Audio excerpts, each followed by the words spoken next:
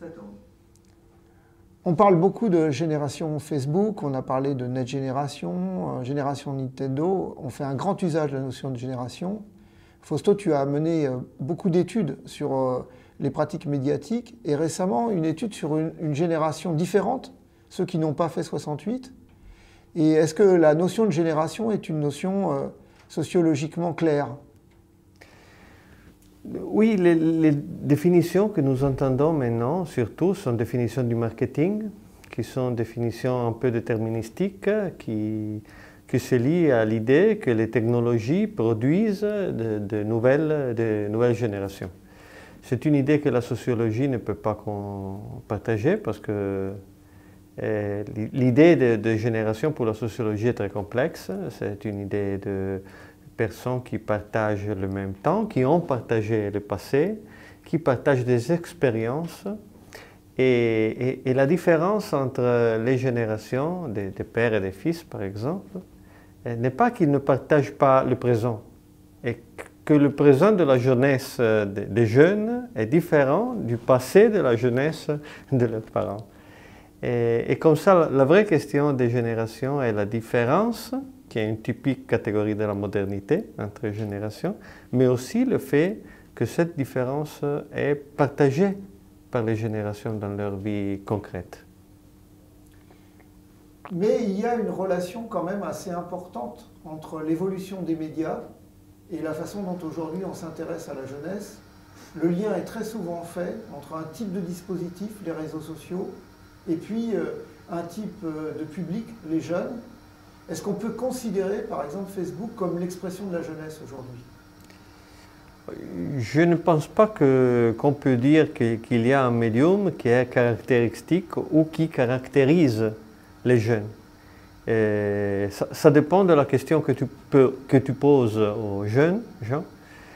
Par exemple, si tu demandes quel est leur usage de Facebook, ils te répondront des choses très similaires entre eux.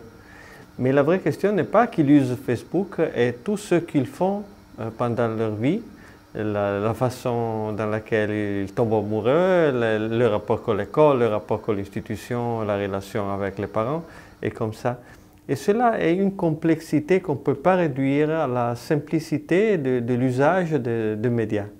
Et les parents de ces jeunes-là utilisent Facebook très souvent, mais naturellement c'est un usage différent des jeunes, mais c'est une voie pour partager quelque chose avec les fils.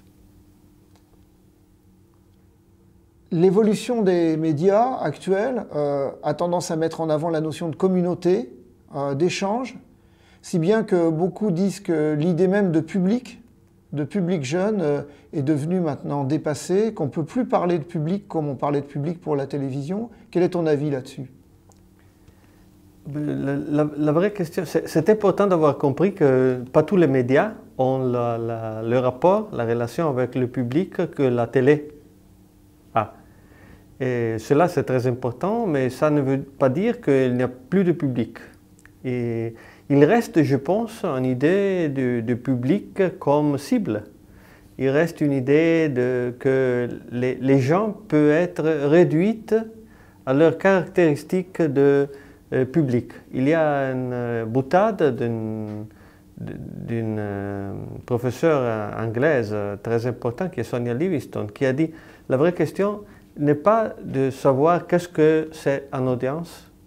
La vraie question est de se demander quand nous sommes en audience. Parce que dans toute notre vie, nous ne sommes pas toujours en public, mais personne qui vit une vie complexe.